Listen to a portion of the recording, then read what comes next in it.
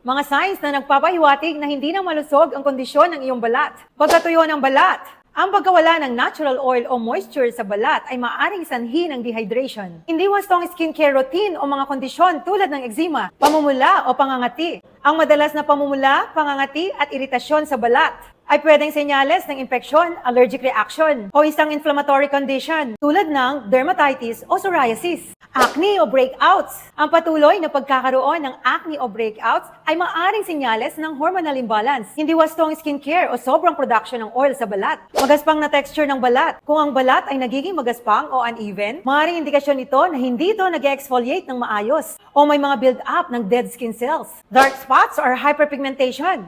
Ang pagkakaroon ng dark spots or hindi pantay na kulay ng balat ay maaaring dulot ng sun damage, acne scarring, or hormonal imbalances. Pagbabalat o flaking. Kapag madalas na nagbabalat ang iyong skin, senyales ito ng sobrang pagkatuyo o di kaya sensitivity sa mga maling produkto na ginagamit.